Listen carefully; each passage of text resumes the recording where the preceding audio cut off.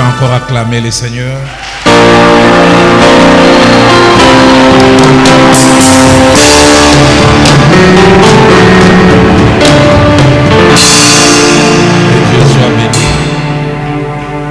Je rends d'abord grâce à Dieu qui nous a gardés de Kinshasa jusqu'à Lubumbashi et puis de Lubumbashi jusqu'ici.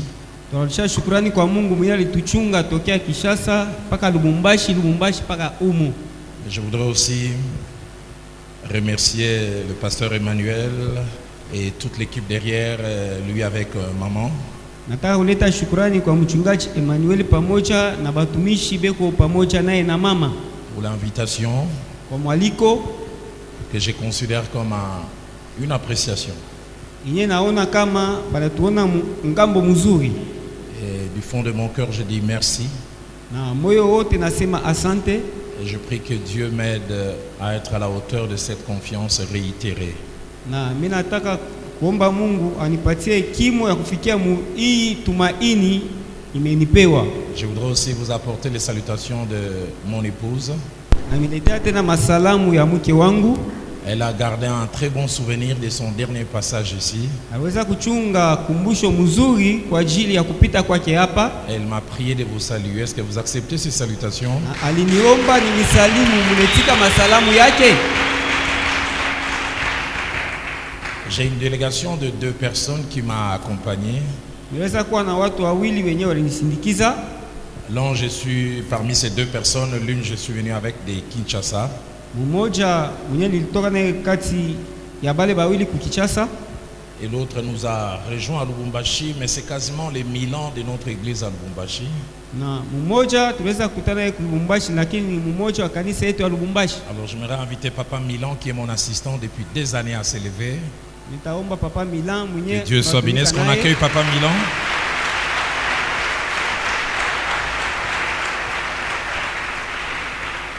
Comme on peut, Aaron et Hur Milan l'est pour moi d'un grand appui, d'un grand soutien. Na huyu ndugu kwangu anakuya tegemeo na musada ya nguvu.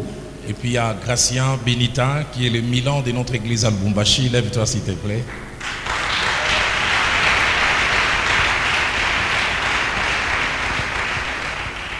Que Dieu soit béni. Bwana Mungu abarikiwe. Grande est ma joie aussi de revoir notre maman. J'ai l'impression qu'elle a rajeuni. Furaha yangu ni kumuona mama yetu, mimi naona ya kama anahudia kijana. Je me demande ici à Likasi, vous lavez, c'est l'eau ou bien c'est le lait qui sort du robinet? Mimi najiuliza kulikasi mnanawa maziwa wala ni maji yanatoka kupompi. Que Dieu soit béni. Bwana Mungu asifiwe. Nous allons lire 3 passages des Écritures. Na tutafanya usomi tatu katika maandiko. Zacharie au chapitre 4. Zakaria kusura yake ya 4. Et notre lecture va du verset 6 au verset 9. Na usomi yetu tatokea mstari ya 6 mpaka ya 9. Après nous lirons Esdras au chapitre 5. Kisha tutasoma Ezra sura yake ya 5. Du 1er au 4e verset. Tokea mstari ya kwanza mpaka mstari ya 4. Et nous terminerons avec Esdras au chapitre 6. Na tutamaliza na Ezra kusura yake ya 6. Et là nous lirons d'abord du 1er au 3e verset. Na kule tutasoma kwanza mstari ya kwanza mpaka ya 3. Et nous terminerons avec les 15e versets. Na tutamaliza na shairi yake ya 15. Je ne vois pas de problème qu'on lise mon frère et moi ensemble, l'un après l'autre. Alors il reprit et me dit. Na kisha akarudi na nasema, c'est ici la parole que l'Éternel adresse à Zorobabel. Ni hapa neno inyewe wa milele anasemezana na Yerubabeli. Ce n'est ni par la puissance ni par la force. Haiko wala kwa nguvu wala kwa uwezo. Mais c'est par mon esprit, dit l'Éternel des armées. Lakini ni kupitia roho yangu wa milele wa majeshi anasema. Qui es-tu, grande montagne devant Zorobabel? Wewe ni nani? Mulima kuu mbele ya Yerubabeli. Tu seras aplani. Utashushwa chini. Il posera la pierre principale au milieu des acclamations. Batatia jiwe ya kwanza katikati ya vigelegele. Grâce, grâce pour elle. Neema, neema kwa ajili yayo.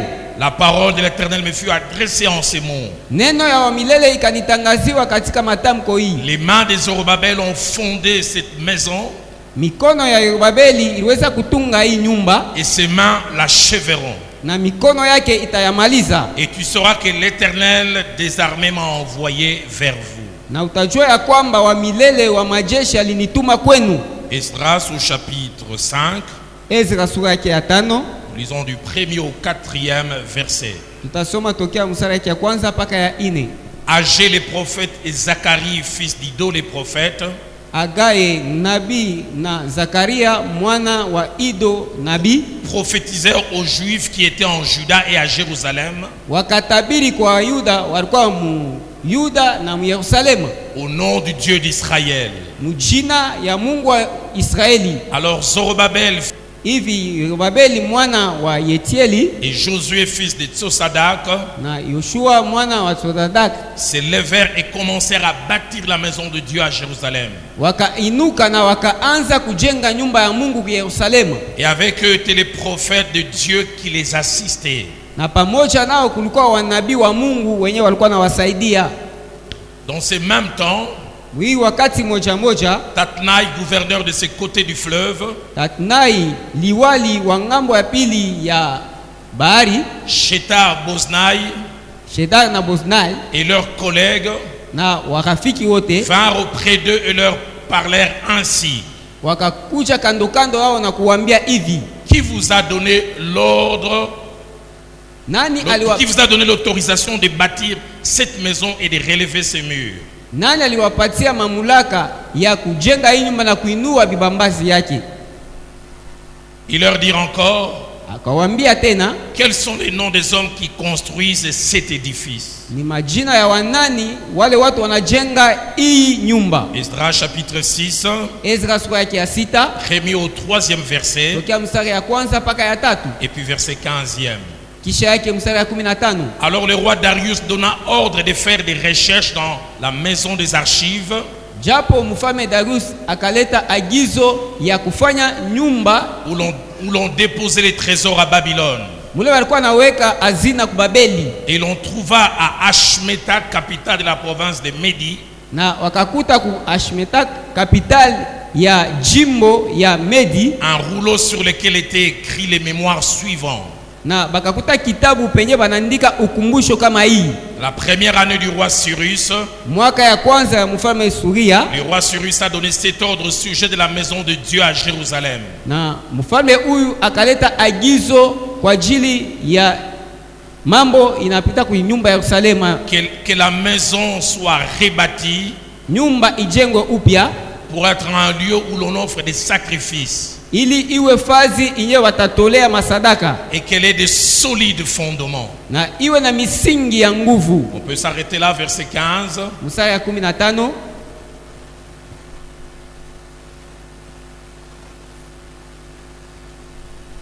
La maison fut achevée le 3e jour du mois d'Adar, nyumba ikamalizika siku ya 3 ya mwezi wa Adar, dans la 6e année du règne du roi Darius. katika mwaka ya 6 ya utawala ya mfalme Darius. Durant tous ces jours, nous allons parler sur le thème tiré de Zacharie au chapitre 4, Katika hii masiku yote tutasemezea juu ya kishina kinatokea kitabu ya Zakaria sura ya 4 verset 7e.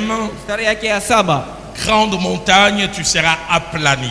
Mulima kuu utakuwa inchi tambarare. Alors que ce soir, je pose un peu plus les fondements de mon enseignement, Na hivi magharibi ya leo tunatia misingi ya mafundisho je hii. prédis que tout cet enseignement s'adresse à une certaine catégorie d'hommes et de femmes. Nawaambia hii mafundisho yote inasemezewa ku hatua moja hivi ya wanaume na wanawake. Des hommes et des femmes remplissant 5 conditions. Na wale wanaume wanawake wanaweza kuwa na makanuni 5. La première, ils appartiennent, et j'insiste, réellement au Seigneur.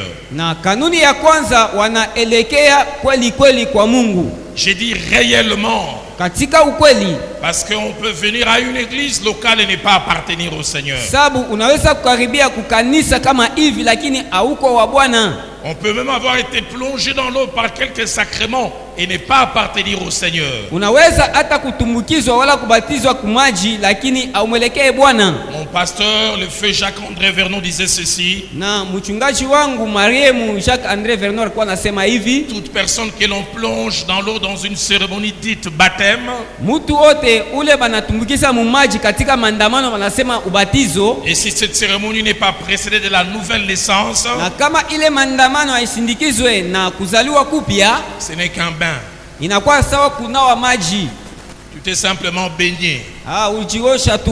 Il n'y a pas eu pas plus que cela. Hakuna ingine C'est pourquoi itaongezeka. je dis ce message s'adresse aux hommes et aux femmes qui appartiennent au Seigneur. Ni maana nilisema hii mjumbe naelekea wale watu wanakuwa wa Bwana. On peut même comme moi faire ou remplir ministère et ne pas appartenir au Seigneur. Unaweza kufanya kama mimi kufanya huduma lakini aumwelekee Bwana. Mais deuxièmement, ce message s'adresse aux hommes et aux femmes qui détiennent les promesses de la part de Dieu. Pande ya pili hii mjumbe inaelekea kwa wale wanakuwa na maadhi ya Mungu, Ou qui s'attendent à Dieu dans un domaine ou dans un autre. wala wanaongocha kupokea kwa Mungu mwatua hii wala ingine. Mais troisièmement, Na ya tatu ça s'adresse comme nous le verrons avec Zorobabel et tout au long de la semaine avec d'autres personnes. inatangaziwa kama vile tunaiona kwa Yorubabeli na vile tutaona kwa watu wengine, À des hommes et à des femmes qui tout en appartenant à Dieu et tout en s'attendant à Dieu, na kwa wanaume na wanamke wanamwelekea Mungu kisha yake wanamuongoja Mungu, rencontrent des montagnes,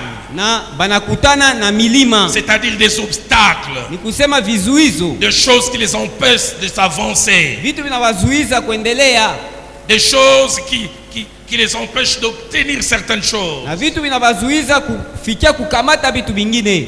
Quatrièmement, Na neno ya ce ine message s'adresse aux hommes et aux femmes hii inatangaziwa kwa wanaume na qui non wanawake, seulement ont des obstacles, mais ont des obstacles grands.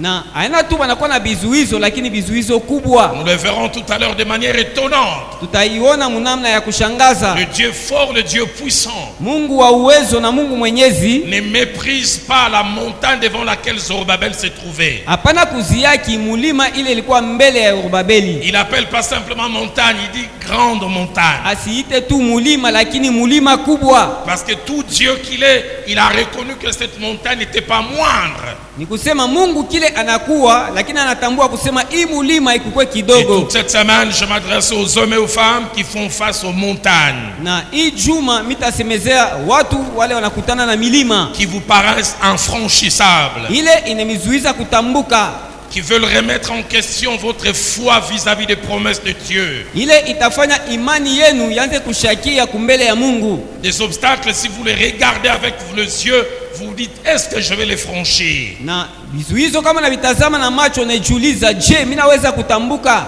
Mais cinquièmement, Neno ya tano, ces enseignements s'adressent aux hommes et aux femmes hii mafundisho itatangaziwa kwa wanaume na tout en wanawake reconnaissant la grandeur de la montagne, wenye kutambua ukubwa ya mulima, sa taille, sa hauteur, urefu wake, font le choix de s'attendre à Dieu, wanafanya uchaguzi kumtazamia font Mungu, le choix de croire en Dieu, wanafanya uchaguzi kumwaminia Mungu malgré la montagne. ingawa mulima. Et le passage central que nous avons lu, Na usomi ya msingi tuliweza kusoma Zacharie au chapitre 4e, Zakaria kusura yake ya 4 verset 6 au verset 9, tokea mstari ya 6 mpaka ya 9, me font ressortir 5 vérités que je vais mentionner ce soir. inanifanya nitoshe makweli 5 yenye mitasemezea magharibi. Sur la troisième vérité, j'ouvrirai une parenthèse et je resterai assez longtemps. Na kweli ya 3 mitafungula mkato kisha kitasema zaidi Mais pale. ces 5 vérités ce soir nous aident à placer un peu, comme je dis, les décors, afin que nous puissions bâtir dessus tous les jours qui viennent. Na hii makweli 5 itatusaidia kutengeneza muhimu siku ili tuendelee. Premièrement,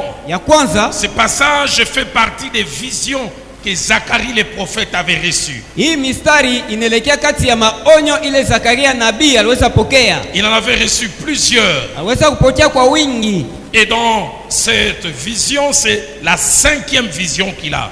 Na kati ya hii maonyo kuna kuya onyo ya 5. Et deuxièmement, Ya pili, dans cette vision de Zacharie chapitre 4, kati ya hii onyo ya Zakaria sura ya 4, il voit d'un côté les chandeliers anaona ngambo ya pili et de l'autre kinara, côté il voit 2 oliviers na ngambo ya pili, ngambo ingine anaona mizeituni 2 dont il ne comprend pas la signification. na inyewe asielewe maana. Parce que le Dieu de la Bible parle des fois de manière symbolique.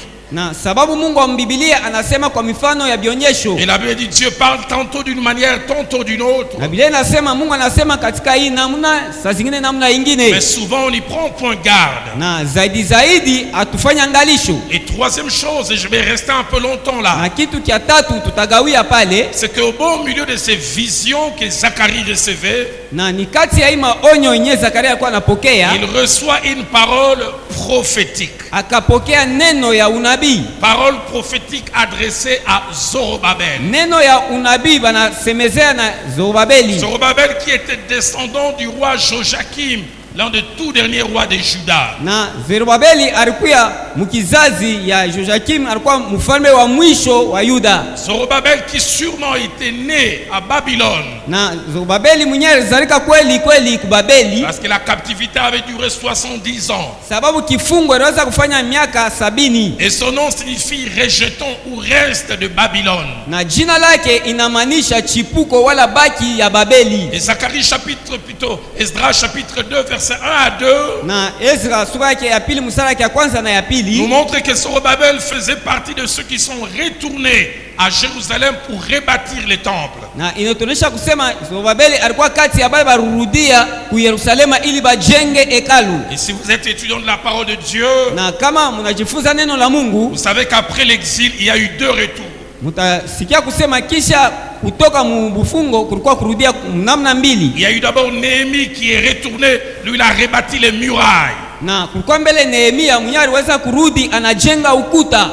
Et puis Zorobabel et Esdras sont revenus quand l'esprit s'est saisi de Cyrus pour rebâtir les temples. Kisha Zorobabeli pamoja na Ezra wakati roho mkamata Cyrus na jua bajenge hekalu. Et cette parole prophétique s'adresse à Zorobabel. Na neno ya unabii inatangazia kwa Zorobabeli. Mais est donnée à Zacharie. Na imepewa kwa Zakaria. Afin que Zacharie puisse la donner à Zorobabel. Mbele ya Zakaria kuileta kwa Zorobabeli. Pourquoi nous en parlerons tout à l'heure? Sababu gani tutaisemezea? Mais j'insiste, c'est une parole prophétique.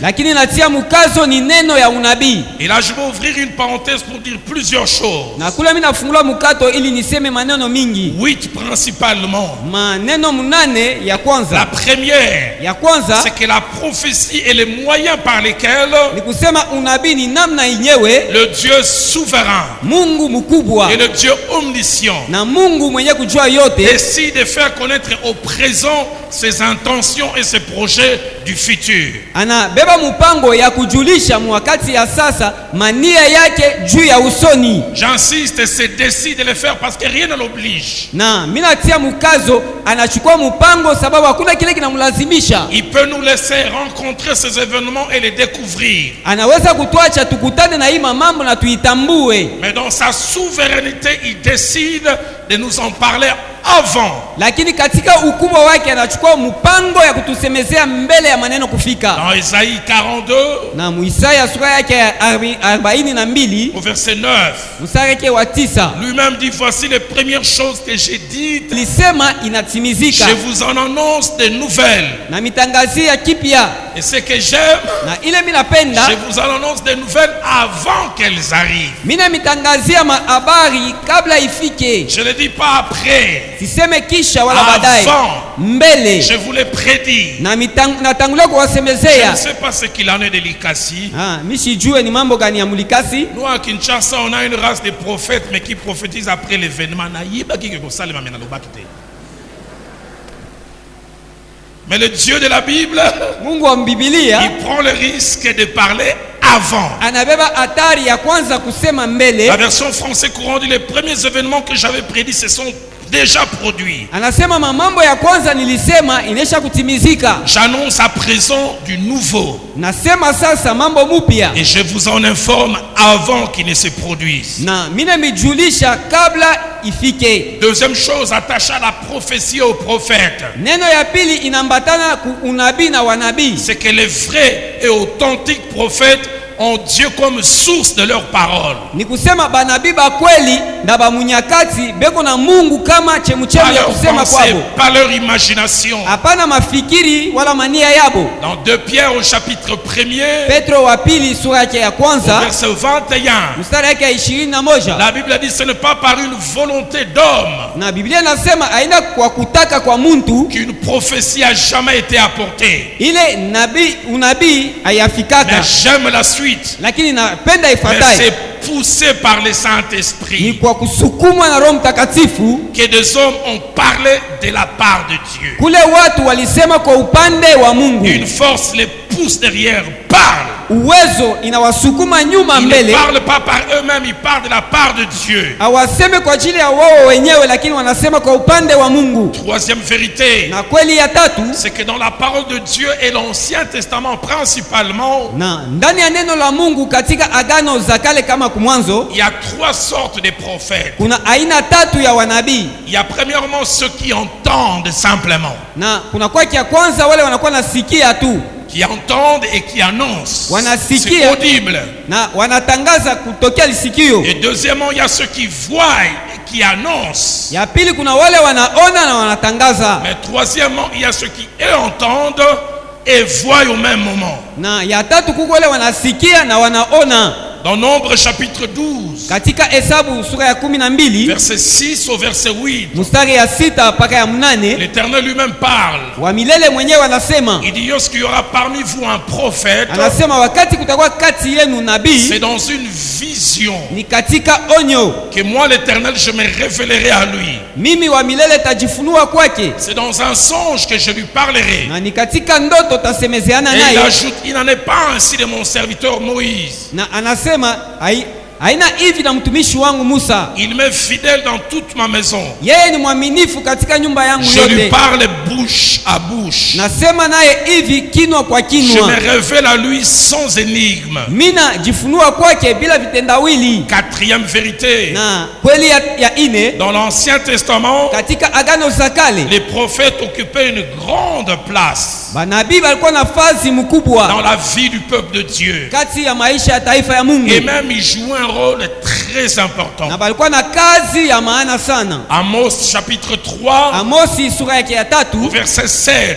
mstari yake ya 7, C'est Dieu lui-même qui parle par la bouche de son serviteur. ni Mungu yeye mwenyewe anasema tokea kinywa cha mtumishi Il wake. dit quelque chose qui me laisse bouche bée. La première fois que j'ai découvert ça, j'ai dit, quelle importance Dieu accorde aux prophètes. Anasema kitu kimoja kinanifunga kinywa, mimi nasema ni maana gani Mungu anakaburia wanabii. Il est dit, car le Seigneur l'Éternel Anasema sababu wa milele ne fait rien, afanye kitu, ne fait rien hawezi kufanya kitu sans avoir révélé son secret à ses serviteurs les prophètes. bila kufunua siri yake kwa mtumishi yake nabii. Il est lié comme en alliance avec eux. Anambatana kama agano pamoja nao, Il leur donne les fuites de l'examen. ana wakaburia ile inesha kufichama. Ils ont le privilège de connaître avant les autres. Wanakuwa na kibali cha kufahamu mbele ya wengine. Osée chapitre 12, Hosea sura yake ya au 12 verset 14, mstari yake ya 14 nous montre encore l'importance du prophète dans la vie du peuple de Dieu. inatuonesha tena maana ya nabii kati ya maisha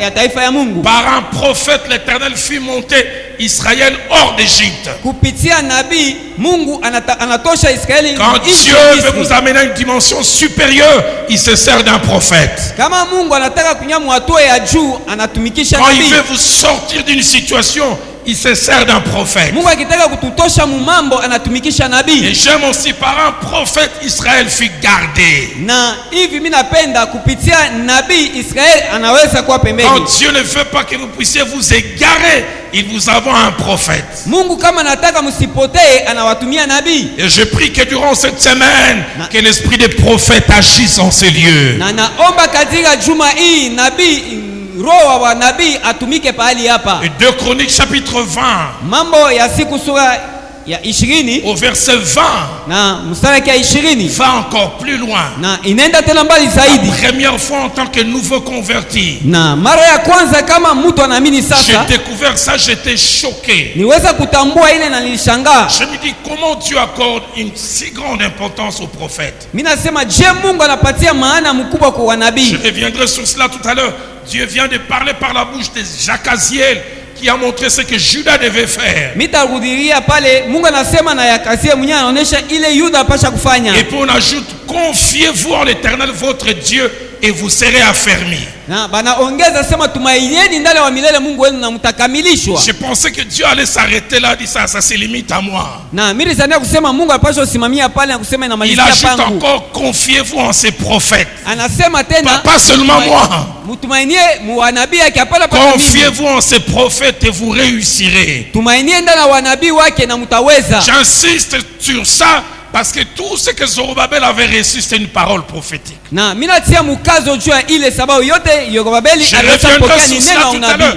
Au bon milieu de sa souffrance, de ses problèmes, c'est une parole qu'il avait reçue. Katikati ya mateso yake alipokea ni neno tu. Quand Israël, dans sa détresse, a crié à l'Éternel, Wakati Israeli katika mateso yake akapiga Dieu n'a kelele pas kwa envoyé milele, une chose. Mungu akutume Dieu kitu. a envoyé une parole prophétique. Mungu alituma neno ya unabii. Ma vie depuis bientôt, je peux dire quasiment 12 ans, c'est une prophétie que j'ai reçue. Maisha yangu tokea sasa katika miaka 12 inakuwa ni unabii Tout ce que nilipokea. je suis en train de vivre, Yote nakuwa naishi. je l'ai reçu en avril 2007 Niliweza kuipokea mwezi ya 4 ya mwaka tarehe par une 2012 dame qui m'a parlé et qui m'a donné comme une feuille de route. na kupitia mke mmoja alinisemezea na mwenyewe nimpatie kama kibali. Je suis venu durant tous ces jours dire à quelqu'un à l'église missionnaire, les pâturages, le Dieu de la Bible parle. Nataka kuambia katika hii masiku yote kwa kanisa la majani mabichi ya kwamba Mungu wa Biblia anakuwa anasema. Cinquième vérité, Na kweli ya tano,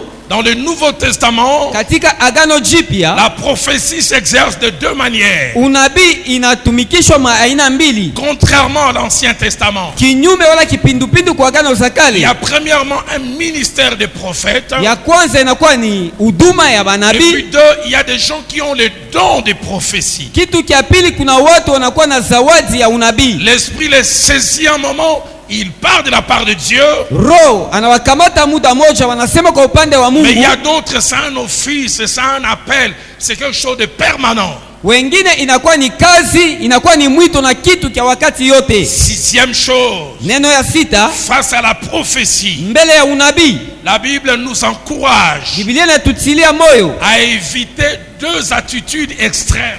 ya kukwepa aina mbili, inakuwa ya mkubwa Pour ne pas dire deux attitudes extrémistes. ya wala kusema aina mbili ya kubakilia mupembe moja. La première attitude à éviter, c'est la crédulité ou la confiance aveugle. Kitu kia kwanza kia kukwepa ni tumaini ya upofu. Si vous vivez suffisamment longtemps dans la vie et dans la marche chrétienne, Na kama mnaishi wakati mrefu maisha ya Bukristu, vous découvrirez qu'il y a des menteurs et des commerçants spirituels au nom de la prophétie. mutaona ya kwamba kuna wadanganifu na wachuruzi bakiro munjina ya unabii. Dans le livre de 1 roi, Kitabu kia Wafalme wa kwanza, la Bible nous parle de l'expérience d'un jeune homme Biblia inatusemezea mapimo ya kijana moja qui est mort parce qu'il a cru à une fausse prophétie. mwenye alikufa juu aliaminia unabii ya uongo. Chaque fois que je lis ce passage, j'ai comme un pincement au cœur. Na kila mara mimi nakuwa nasoma hii usomi nasikia 1 roi maumivu chapitre moyo. 13, Mfalme wa kwanza sura ya 13 verset 18. mstari ya Un 18. jeune homme avait reçu des injonctions. Kijana moja alipokea Quand maagizo, tu iras rendre ministère à tel endroit, voici ce qu'il faut faire et voici ce qu'il ne faut pas faire. wakati utaenda kufanya huduma mfazi fulani, tazama yenyewe utafanya ile Tu ne uwezi rentreras pas kufanya. par tel chemin. Hautarudilia kunjia Et moja un moja. vieux prophète vient. Na huyu nabii mkubwa Il mzee est anakuja, âgé. Il est âgé. Anesha komala. Son âge montre qu'il ne peut qu'être sérieux. Na kimo yake inaonesha kusema anaweza kuwa sawa. C'est pas un jeune homme, c'est un homme aux cheveux blancs. Haiko kijana lakini mtu anesha zeka. Il dit moi aussi je suis prophète comme toi. Anasema na mimi nakuwa nabii kama wewe. Et il a le culot de dire un ange m'a parlé alors qu'aucun ange ne lui a parlé. Anakuwa anajivuna kusema na malaika alinisemezea wala akukua malaika alisema naye. Il m'a parlé de la part de l'Éternel et m'a dit. Alinisemezea kwa upande wa milele na kunyambia. Ramène-les avec toi dans ta maison. Umurudishe pamoja nawe nyumbani mwako. Et qu'il mange du pain et qu'il boive de l'eau. Akule mukate na akunywe maji. Tout le contraire de ce que le jeune homme avait reçu avant. Kinyume ya biote bile ukijana alipokea mbele. Et la fin du verset dit il lui mentait. Na mwisho ya hii shairi nasema alikuwa na mlongofya. C'est pourquoi par rapport à tout ce qui est dit au nom de Dieu, na hii inalinganishwa na yote inasemezewa, nous devons éviter la crédulité ou la confiance aveugle. Unaweza kukwepa wala unapaswa kukwepa tumaini ya upofu. Mais l'autre extrême aussi qu'on doit éviter, na upande mwingine ile tunapaswa kukwepa, c'est l'incrédulité. Ni kuwa na moyo mgumu, la méfiance totale. Kukosa tumaini. Il y a des gens tant qu'ils l'ont prêche ils sont bien. Na kuba tu wengine kama wanahubiri beko sawa. Dès l'instant on commence à parler de la prophétie, ils mettent comme un bouclier. Wakati wanaanza kusemezea unabii, yeye anaweka ngabo. Il devient un imperméable. Anakuya hawezi ça je ne recevrai pas. Kuingia. En Thessaloniciens 5. Wathesalonika wa kwanza verset 20. Mstari 20. La Bible dit ne méprisez pas les prophéties. Biblia inasema msikufuru unabii. Ne les prenez pas à la légère. Msichukue kama maneno ya ovyo. Ne les prenez pas comme étant moins sérieux, plutôt à une attitude médiane. Na Biblia inatuita tuwe katikati. 1 Corinthiens 14 verset 29 dit. Wa Korinto wa kwanza sura 14 mstari 29 nasema. Ce qui est des prophètes. Ile mambo inasemeza wa nabii. 2 ou 3 parlent. Na 2 wala 3 nasema. Et que les autres jugent. Wale wengine waamue. Quand on dit juger, c'est juger selon la parole de Dieu. Na wakisema kuamua ni kuamua kulinganisha na neno. Quelqu'un peut entrer en transe. Mtu anaweza kunyala kutikizika. Il dit ainsi dit l'Éternel. Anasema wa milele anasema. Na inkolo na lobi Roland balabasi misatu mususu. Mie Bwana mimi nasema Roland oba na mke batatu bengine. Sœur Mansanga na sœur qui je même pas regarder. Mimi siwezi hata kutazama. Je juge selon la parole de Dieu. Mimi naamua kulinganisha na neno la Mungu. Ainsi dit l'Éternel. Wa milele Mungu anasema. Va voler dans tel magasin. Wende kaibe muduga ile. Je n'ai même pas besoin, c'est contraire à la parole de Dieu. Mimi siwezi hata kuenda sababu kinyume ya neno. Selon l'intellect. Mimi natumikisha akili. Mais deuxièmement, jugement selon l'esprit. Ya pili tunaamua kulinganisha na roho. La Bible dit les choses spirituelles, c'est spirituellement qu'on en juge. Na Biblia inasema vitu vya kiroho mkiroho tunabiamua. J'en parlerai tout à l'heure à la conclusion. Tesemeza mkuendelea mkifungo. Il y a famine en Samarie. Kunakuwa njaa ku Samaria. Les Israélites et les Judéens qui ne devaient pas toucher à certaines choses qui étaient considérées comme souillé commence à y toucher. Bayuda bana abakupasha kugusa kubila vitu vya kuchafusha banaweza kugusa sasa. Ils commencent même à manger de la chair humaine. Banaanza kula hata nyama ya watu. Et une femme vient dire on a mangé mon fils. Mke mmoja ngao kusema tulikula mwanangu. Et quand il a fallu manger le fils de l'autre, elle a refusé. Na wakati ilifadhali kula mwana wa mwingine anakatala. Et au beau milieu de cette grande crise, na kati ya ile ukosefu kubwa, l'homme de Dieu s'élève. Mtumishi wa Mungu anainuka. Ainsi dit l'Éternel. Anasema wa milele anasema. Demain à 7 heures. Kesho muisa moja moja. On aura une mesure de fleurs de farine. Batakuwa na kipande ya kopo ya bunga. À tel prix. Mubei kama hivi. Parole venant de l'Éternel. Neno kutoka kwa milele. Mais l'officier qui se tenait à côté du roi. Lakini mkubwa wa askari alikuwa pembeni ya mfalme. Il devait sûrement au minimum avoir une maîtrise, mais sûrement un doctorat ou un PhD en économie. Mwenyewe alikuwa na ujuzi katika uchumi. Les gens tellement intelligents, ils ne vous portent pas les lunettes là, ils vous portent là. Batu wale ba akili hawawezi kubeba makalashi banavala hapa lakini banashusha. Quand il a entendu cette prophétie qui était contraire à la loi de Keynes, aux lois économiques, anasema wakati anaingia hii unabii inakuwa kinyume kulingana na hii matorati. Anatikiza kichwa. Il dit même quand Dieu ferait des fenêtres au ciel, atasema hata kama Mungu atafungua pareille madirisha chose ne mbinguni, peut s'accomplir. maneno kama hii haiwezi Il kufika. juge tout par l'intellect. Anaamua yote kutokea J'ai akili. appris à juger les choses de Dieu spirituellement. Mimi nataka kuamua vitu mkiroho. J'ai appris à croire, même quand mon intellect est difficile à adhérer. Mimi nilijifunza kuamini hata kama akili yangu inakatala kupenda. Septième et avant-dernière chose, Ya saba na mbele ya mwisho, c'est que la prophétie a souvent comme objectif na unabii inakalaka kama kifukuzio de nous fortifier kututilia nguvu, et de nous encourager kututilia moyo, en nous montrant les intentions de Dieu. kutuonesha mania wala mawazo ya Mungu. Il nous montre ses intentions pour trois objectifs. Inatuonesha mawazo yake mashaba tatu, Afin que nous croyions en lui, ili tumwaminie, afin que nous puissions nous attendre à lui, ili tuongoshe kupokea et kwake, surtout afin que nous puissions agir. na hivi tutende. J'ai prié depuis tous ces jours. Na mimi omba Et katika je demandais à Dieu qu'un esprit prophétique durant ces jours puisse planer. ya kwamba roho ya unabii kadiri ya hii masiku Il est apate possible kutambala. qu'il vous receviez cela non pas de moi, mais peut-être de votre voisin. Inawezekana muipokee ili apana kutoka kwangu, Dieu m'a lakini dit kwa de la même jirani manière, wangu. Saül n'a jamais été prophète, mais l'Esprit de Dieu l'a saisi, l'a prophétisé. Sauli akukuyake nabii, lakini roho ya Mungu alimkamata Dieu m'a dit katabiri. durant ces quelques jours, certains qui n'ont jamais prophétisé le feront. Mungu aliniambia katika hii masiku bala bayatabiriaka batatabiri. J'aime souvent dire de par mon appel, je ne suis pas prophète. Mimi nasemaka aina mwito yangu siko Mais il nabii. m'arrive de temps en temps d'avoir des crises de prophétie, et des fois j'ai des crises aiguës de prophétie. Na inanifikia kuma wakati nakuwa natabiri na natabiri tena. Et j'ai la certitude, Mimi nakuwa na hakikisho nous ne finirons pas ces jours. Plusieurs auront des balises, plusieurs auront des lignes de conduite, plusieurs sauront où Dieu veut les amener. hatutamaliza hii masiku, wengi watapata miziko na wengine watapata viongozi. En Corinthiens chapitre 14, Wakorinto sura ya kwanza au verset 3, sura ya 14 Abbé dit celui qui prophétise mstari yake ya 3 Biblia nasema parle aux hommes, ule eko na tabiri les anasema ku watu édifie ou les construit, na anawakamilisha na wajenga, les exhorte ou les fortifie, anawasubutisha na kuatilia mais moyo, surtout les console.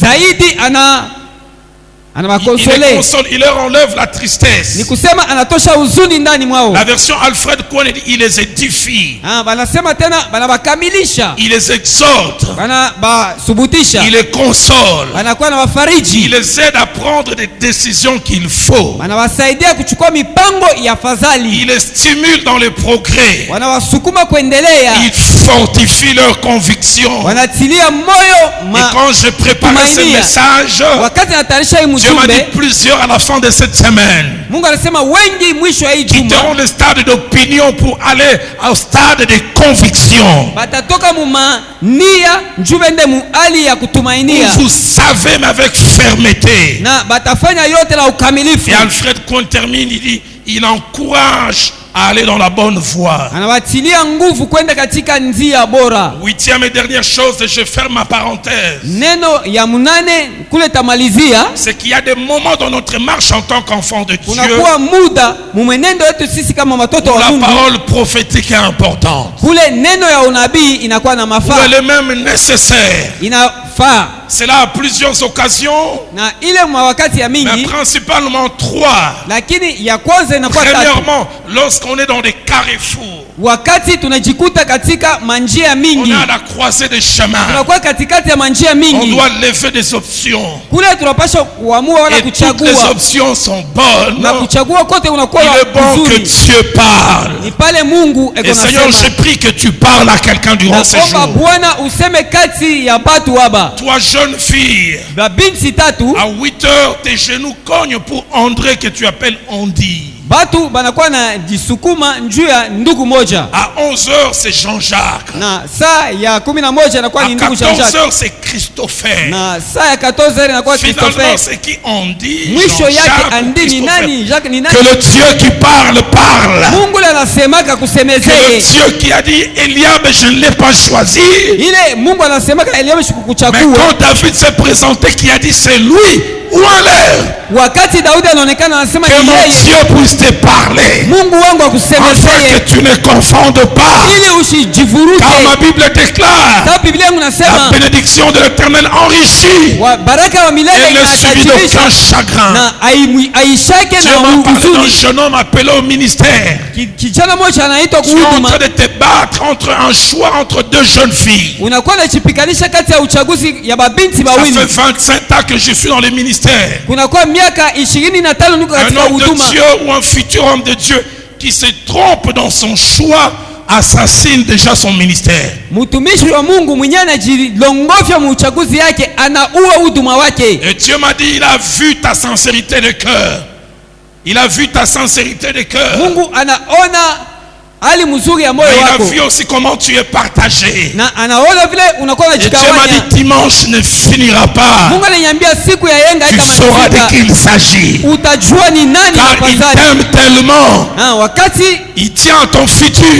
anajua Et leo il na m'a dit kesho une yake. phrase qui m'a étonné il y a 2 jours. Na neno moja nishangaza kwa Il masiku m'a dit, ce mbili, jeune homme est un joker pour l'évangile dans les 15 ans qui viennent. na huyu kijana ni wa kujipikanisha mu hii Et je miaka ne veux pas le 15, perdre. na mimi sitaki C'est kumupoteza. pourquoi je ne le laisserai pas s'attacher à la mauvaise personne. Ni maana sitamuacha ambatana na mtu mubaya. La prophétie est nécessaire Unabii inakuwa ya maana lorsqu'on est dans des carrefours. wakati huu katikati ya manjia yenyewe achana. Deuxièmement, Ya pili, la prophétie est nécessaire unabii inamaanisha lorsqu'on veut lâcher prise là où on doit rester. wakati unataka kuachilia wala kutoka pale Lorsqu'on unapaswa veut bakia. abandonner là où on doit se battre encore. Wakati unataka kutoka pale unapaswa jipikanisha J'en tena. parlerai le 3e ou le 4e jour. Mitaisemeza siku ya 3 wala ya 4. Paul est en train de souffrir alors qu'il exerce ministère à Corinthe. Paulo anakuwa anateseka wakati anafanya huduma Les kwa résultats Korinto. ne viennent pas, ils viennent au compte-goutte. Na aba bantu wanakuya pole pole. Quand il fait partir, le Dieu de la Bible parle. Wakati anataka kutoka, Mungu wa Il dit, Biblia ne anasema, crains point, asema usiogope. parle, Sema. car j'ai un peuple nombreux dans cette ville. Sababu nakuwa na taifa kwa wingi katika Paul dit, mais je ne mji. les vois pas. Paul Dis-moi, je les sais. Siwaone lakini Et mimi ma Bible nakuwa nao. dit, il resta 1 année et 6 mois. Biblia nasema Parce akabaki qu'il mwaka avait mmoja reçu un miezi ainsi sita, dit l'Éternel. sababu alipokea kusema kwa Que milele tu en reçoives un, mais un d'authentique. na wanapokea munamna ya sawa. Et troisièmement, Neno ya tatu, la parole prophétique est importante. neno ya unabii na maanisha Lorsqu'on est en train de tanguer, wakati unakuwa na yumba yumba, on ne sait que faire. haujui utafanya nini. Judas est en train de se battre contre 3 royaumes. Yuda anajipikanisha kinyume na maufalme Et le roi tatu, Josaphat se tient et dit, je ne sais que faire. na mfalme Yosafati anainuka anasema sijui Devant cette nifanye nini multitude nombreuse. mbele ya hao watu wote kwa wingi. De Chroniques chapitre 20, Mambo ya siku ya pili verset sura yake ya 14 à 20 17. na mstari ya 14 mpaka J'aime ce que ma 17. Bible dit. Mimi napenda ile Biblia inasema L'esprit saisit Jacaziel. na roho ikamkamata Et Jakaziel Jacaziel parle distinctement. akasema mnamna Ne ya vous chanisho, effrayez pas, ne tremblez point. msiogope wala msitetemeke. Vous n'aurez point à combattre. Alors cette affaire remonte au verset 15. Tutapita mstari ya 15. Des paroles nettes. J'aime quand Dieu parle. Neno ya wazi napenda vile Mungu Jacaziel dit, anasema. soyez attentifs. Jakaziel akasema muwe na Tout usikilivu. Judas est habitant de Jérusalem. Wayuda wote na wakaja Ainsi Yerusalemu. vous parle l'Éternel. Wa milele anawaambia Ne hivi, craignez point. Ne msiogope vous effrayez point devant wala cette multitude nombreuse. msitetemeke juu ya watu kwa Car ça ne wingi, sera pas vous qui combattrez. sababu haiko nini Ça sera mtakombanisha, Dieu. ni Mungu. Mais j'aime le verset 16. Na mimi napenda mstari wa Le Dieu de la 16, précision, de la concision. Mungu wa usawa. Demain, Kesho descendrez contre eux. mshuke kinyume nao, Oh, quelle précision. Ils vont monter par la colline de Tits. batapanda kupitia kishukulu ya Et vous les trouverez à l'extrémité de la vallée. na mutabapata En kupembeni ya face du bonde, désert de Jéruel. Le Dieu de la Bible parle. mbele ya janga ya Yerueli. Mungu wa Biblia unasema, Pas comme ces prophètes que j'ai vus à Bukavu. hapana kama banabii niliona kubukavu. Une femme enceinte s'avance, il entre en transe. Mu- C'est aux Amoubali. Utazala mtoto kama na mwanamke atakuwa mwanaume. Kanga Munoko papa. Funga kinywa yako wewe baba. J'aime quand c'est précis. Ils vont monter mais par la colline de Tits. Vous ne les trouverez pas au milieu, à l'extrémité. Je le crois, le Dieu de la Bible va parler cette semaine. Il y a des moments où on a besoin de ça. Apôtre Paul est en route vers Rome. Il est dans cette embarcation. Et les eaux commencent à rentrer de toutes parts. Et telle sorte que Luc, qui est aussi enfant de Dieu, Luc qui est aussi enfant de Dieu, il dit les soleils et les étoiles ne parurent pas pendant plusieurs jours. Aïe, aïe, aïe. Luc fait quelque chose que plusieurs aiment faire. Ils font de leurs problèmes personnels un problème général. Il dit que nous perdîmes enfin toute espérance de nous sauver. Il est heureux de dire j'ai perdu l'espérance que nous allons nous sauver. Pali pa kusema mimi napoteza tumaini ya kusema tutaokolewa, lakini anasema tunapoteza tumaini ya kuokolewa. Alors que Luc a perdu l'espérance. Wakati nyewe Luka alipoteza tumaini. Acte 27. Na Matendo ya Mitume 27. Verset 23 à 25. Mstari yake ya 23 mpaka 25. Un homme se lève. Mtu mmoja anasimama. J'aime les moments de la prophétie. Mimi napenda wakati ya unabii. C'est pas quand tout est calme. Hapana wakati vitu kustare. Le bateau est battu par les tempêtes. Na mambo enda ngambo na ngambo kupitia zuguba. L'eau entre, pouf. Mambo inaingia huku na Paul se lève. Na Paulo anainuka. Il dit un ange du Dieu à qui j'appartiens. Anasema malaika wa Mungu mwenye naelekea. Na mwenye natumikia. M'est apparu cette nuit. Alinionekania hii usiku. Luc était derrière, il dit Abimelech est wapi? Luka alikuwa nyuma, anasema malaika mtokea wapi? Sisi wote tunakuwa katika merikebu. Hatukumuone sababu gani? Tu peux être assis à côté d'un homme qui reçoit un appel céleste sans que tu le sentes. Unaweza kuwa pembeni ya mtu anapokea mwito takatifu bila wewe kusikia. Et j'aime ce qu'il ajoute. Na mimi napenda ile anaongeza. Verset 24, il m'a dit. Paul, ne crains point. Il faut que tu comparaisses devant César. Et voici, Dieu t'a donné tout ce qui navigue avec toi. Tu n'es pas le capitaine du bateau, mais tu es tellement important spirituellement, tout dépend de toi. Na una maana sana, hapana njoo merikebu, lakini una maana mkiro na yote inaelekea na wewe. J'aime le verset 25. Na mimi napenda mstari wa 25. C'est pourquoi ô hommes, rassurez-vous. Ni maana nini watu muwe na hakikisho. Car j'ai cette confiance en Dieu. Sababu unakuwa na tumaini ndani ya Mungu. Qu'il en sera comme il m'a été dit. Itafanizika vile niliweza kuyapokea. Tout ça, ça faisait partie du troisième point. Na yote inaelekea muinukta ya tatu. Dieu s'adresse manière prophétique à Zorobabel. Mungu akasema munamna ya unabii kwa Zorobabeli. Et de Pierre 1:19 dit, na Petro wa kwanza sura, vous devez faire attention à la parole prophétique. Ya kupokea ewa ya unabii. Car elle est comme une lampe qui brille dans un lieu obscur. Sababu inakuwa kama taa inangaza pale panakuwa giza. Quatrième et avant-dernière chose. Neno ya ine na karibu na mwisho. Cette parole prophétique est étrange. Hii neno ya unabii inakuwa ya masajabu. Elle concerne Zorobabel. Inakuwa ni mambo ya Zorobabel. Mais Dieu passe par la bouche du prophète Zacharie. Lakini Mungu anapitia kukinwa ya nabii Zakaria. Cinquième chose, c'est là où je vais conclure ce soir. Neno ya tano na nipale nitaleta kifungo magharibi. Cette parole a 5 contenus. Hii neno inakuwa na maneno tano ndani. Premièrement, neno ya kwanza, elle s'adresse à ceux qui combattent Zorobabel. Inasemezea wale wanakombanisha Zorobabeli. Et le Dieu de la Bible minimise cela. Na Mungu wa Biblia anakufuru wala kudharau ile. Il dit à ceux qui combattent Zorobabel, qui es-tu? Anaambia wale wanakombanisha Zorobabeli, anasema nini ni nani? Et Dieu m'a dit durant toute cette semaine, il s'adresse à ceux qui te combattent en disant, qui es-tu? Qui êtes-vous? De quoi êtes-vous capable? Ya ijuma yote Mungu anasema na wale wanakukombanisha, nini ni wanani, ni nini mnaweza kufanya? Tu es grand, mais qui es-tu? Unakuwa mkubwa lakini wewe ni nani? Tu es puissant, mais qui es-tu? Una uwezo lakini wewe ni nani? Tu as une grande taille, mais qui es-tu? Unakuwa mrefu lakini wewe ni nani? Et deuxièmement, ya pili, les contenus de cette parole, ingekuwa ndani ya ile neno, elle parle de ce que Dieu va faire de cette chose supposée grande. Inaonyesha ile Mungu atafanya kila kitu kinaonekana kikubwa. Dieu dit grande montagne. tu seras aplani. Tu es grand par la taille, mais je vais te rabaisser. Qui es-tu, grande montagne? Une autre version dit tu deviendras une plaine. J'aime ce qu'une autre version dit tu seras changé en plaine. Troisièmement, cette parole est adressée au milieu d'une crise. Esdras chapitre 2, 1 à 2. Esdras est rentré avec Zorobabel pour rebâtir le temple. Parce que dans Esdras chapitre 1er, verset 1er au verset 11, l'esprit a touché le roi Cyrus, qui a non seulement libéré le peuple, mais il leur a donné des moyens. Troisième chose, Esdras chapitre 3, verset 8 à 13, nous montre que les travaux ont commencé. Placez-moi ce passage, Esdras 3, 8 à 13. Il commence à faire ces choses sur recommandation de Dieu. Et quand il commence à faire le travail, les murailles commencent à remonter. Allons-y, verset 9 et 10. Là-bas, il dit Josué avec ses fils et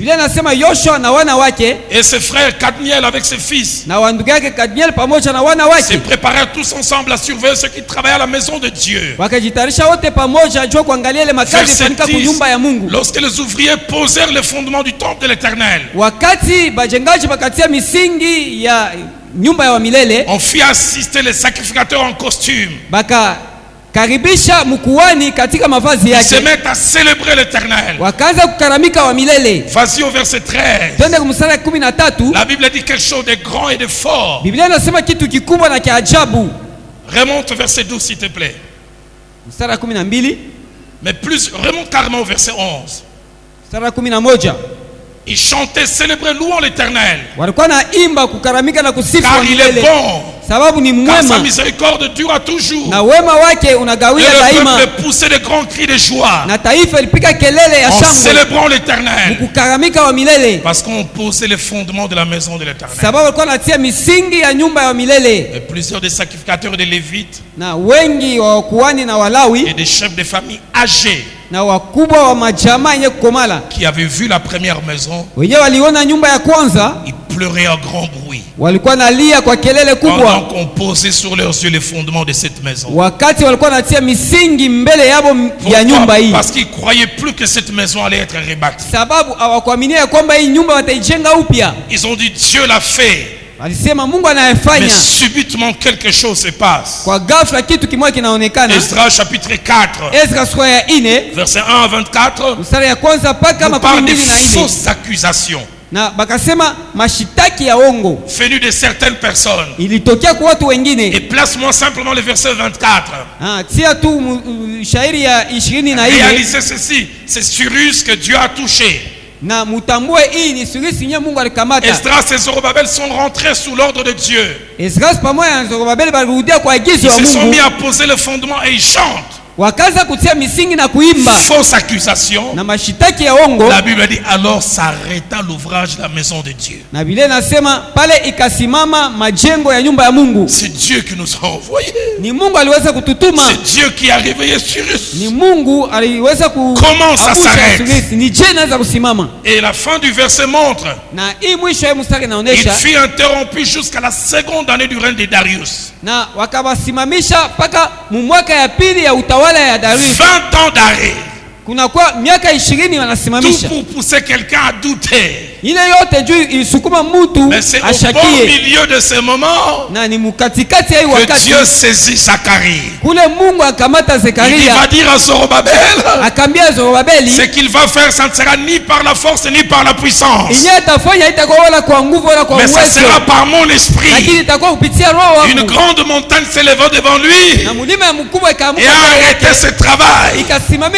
Mais dit à Zorobabel, cette montagne sera en place. aplanie.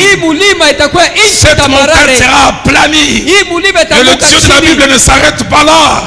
Il dit à Zorobabel, ses mains ont posé le fondement, ses mains achèveront. Je ne suis pas le Dieu qui s'arrête au milieu. Je suis le Dieu qui commence et qui va jusqu'au bout. Tu vas envoyer de Kinshasa pour dire à quelqu'un, cette grande montagne, Dieu va la planir. Montagne dans ton ministère, montagne dans tes projets de mariage, montagne dans ton travail, montagne dans ta profession, montagne dans tes affaires. Si tu ne le crois pas, je crois à ta place. Et j'aimerais le crier, elle sera aplanie. Et j'aimerais te dire encore, le Dieu qui a commencé achèvera. Le Dieu qui a commencé achèvera. Le Dieu qui a commencé achèvera. Église missionnaire le pâturage, le diable vous a secoué, mais le Dieu qui a commencé avec papa achèvera. Achèvera. Il m'a dit de vous dire, ils vous feront la guerre, mais ils ne vous vaincront pas.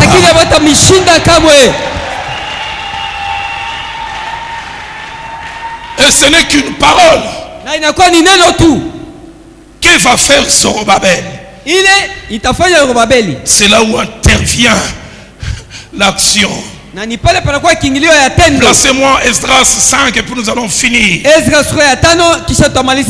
Si Zacharie montre que c'est seulement par la bouche de Zacharie. Esdras chapitre 5 au verset 1er, la Bible dit ceci: Agé le prophète et Zacharie fils d'Ido le prophète prophétisèrent aux Juifs qui étaient en Juda et à Jérusalem. Ils prophétisaient, ils parlèrent de la part de Dieu. Travaux arrêtés depuis 20 ans. Prophétie qui sort. Verset 2 à 4. J'aime ce que ma Bible dit. Alors Zorobabel et Josué s'élevèrent et commencèrent à bâtir. Parce que Dieu a dit, quand Dieu a dit agis, quand Dieu a dit crois et agis, ils se mettent à agir. Verset 3. Ceux qui avaient arrêté les travaux, Tatnaï, Shetar Bosnaï, ainsi que leurs collègues, faire auprès d'eux et leur parler ainsi: qui vous a donné l'autorisation de bâtir? On a arrêté ce travail. Qui vous a donné? Verset 4. Il leur dit encore: quels sont les noms des hommes qui construisent cet édifice? J'aimerais dire à quelqu'un, le Dieu de la Bible, quelquefois il avance avec ceux qui avancent. Il avance avec ceux qui avancent. Le troisième jour, je parlerai du courage. Le pasteur Vernon me disait, le courage, ce n'est pas l'absence de tremblement. Le courage, c'est avancer en tremblant. Je tremble mais j'avance. Je tremble mais j'agis. Dieu a parlé, il y a l'opposition, mais il s'élève pour agir. Esdras chapitre 6, verset 1 à 3. Puis verset 15. Chorale reprenait la place. On vient leur dire: qui vous a donné l'ordre? Et la chose arrive auprès du roi Darius. On avait dit: alors le roi Darius donna l'ordre de faire des recherches dans la maison des archives où l'on déposait les trésors à Babylone. 20 ans, les souvenirs se sont envolés. J'aime ce que ma Bible dit. Et l'on trouva à Ashmeta na bakakuta ku Ashimeta, capitale de la province de Médie, mji mkuu ya jimbo ya Medi, un rouleau. bakakuta kitabu. Que mon Dieu permette que la chose qui te fortifie dans ce que tu fais soit trouvée. Na Mungu wangu aruhusu kila kitu kinakutilia nguvu mbele unatafuta kionekane. Et l'on trouva un rouleau sur lequel étaient écrits les mémoires suivantes. Na bakakuta kitabu penye balikuwa banesha andika ukumbusho kama hii. Première année du roi Cyrus. Mwaka ya kwanza ya mfalme Cyrus. Le roi Cyrus a donné cet ordre au sujet de la maison de Dieu à Jérusalem. Mfalme Cyrus akaleta hii agizo kulinganisha na mambo ya nyumba ya Mungu Yerusalemu. Que la maison soit rebâtie. Hii nyumba ijengwe upya. Et si vous lisez du verset 4 jusqu'au verset 14. Na kama nasoma tokea mstari ya 4 mpaka 14. Le roi a écrit une lettre. Na mfalme akaandika barua pour que les travaux continuent. Ili kazi iendelee. Et le verset 15. Na mstari 14 na 5. Ce qui était un ainsi dit l'Éternel. Ile ilikuwa kusema kwa milele devient un ainsi fait, un ainsi accompli. Ikakuwa tendo bakafanya na inatimizika. La maison fut achevée. Banasema nyumba ikamalizika. 20 ans d'arrêt. Kisha miaka 20 tu as parlé, lakini Mungu la alisema montagne a été aplanée. Na ile mulima ikasawanishwa. Quel bonheur quand on vit l'accomplissement de la prophétie. Heri gani kama unaishi kutimizika kwa unabii. Quel bonheur quand Canaan qui était une promesse devient un sol que tu peux toucher. Heri gani wakati Kanana ilikuwa ahadi lakini unakuwa muinchi ile unaweza kugusa. Ce soir en terminant nous inviter à nous lever. Nataka kumaliza magharibi ya leo offrir d'abord simplement une offrande d'acclamation. Peleka kelele ya shangwe kwa Bwana. Au Dieu fort. Kwa huyu Mungu wa nguvu. Au Dieu puissant. Mungu mwenyewe. Au Dieu capable. Au Dieu qui promet par sa bouche et accomplit par sa main. J'en parlerai demain. Ma Bible, en parlant de mon Dieu, dit il veille sur sa parole. Il veille sur sa parole pour l'accomplir. Quand il sort une parole, il la protège. Il vérifie si elle va s'accomplir. Et ce soir, je suis venu prier avec des Zorobabel. Je suis venu prier avec des Zorobabel qui ont reçu un ainsi dit l'Éternel, qui sont détenteurs, détentrices d'une promesse de Dieu, mais qui sont confrontés aux montagnes, des grandes montagnes, et qui commencent à se demander dois-je continuer à croire. Je suis venu vous dire de la part de l'Éternel, cette montagne malgré sa taille, elle sera aplanie. Elle sera aplanie. Dieu me dit de dire à un jeune homme, tu as 26 ans, tu es né entre deux filles, tu as un problème d'une liste de d'autres colossales. Dieu m'a dit, cette grande montagne appelée liste de la dot, elle sera aplanie. Elle sera aplanie. Dieu me dit, juin 2020 ne finira pas. Tu te marieras avec cri de joie. Dieu me dit, ceux de ta famille ne prieront plus le Dieu d'Abraham, ils ne prieront plus le Dieu d'Isaac, ils prieront ton Dieu, car ils auront vu ce que ton Dieu est capable de faire. Alors que ce merveilleux cantique sera en train de jouer, de Zorobabel, au masculin comme au féminin, au masculin comme au féminin, vont s'avancer. Ceux qui ont reçu une parole de Dieu, ceux qui ont cru, ceux qui ont commencé à agir et avancer selon la parole, mais qui connaissent des obstacles, des obstacles grands, des obstacles qui commencent à faire douter. Était-ce réellement Dieu qui avait parlé? Venez ici. Venez ici. Car ce matin, quand je priais, Dieu m'a montré cet endroit comme une station d'essence. Je voyais des véhicules en panne sèche que l'on poussait à la main. Mais quand ça rentrait ici, on leur faisait le plein du carburant. Et ils ressentaient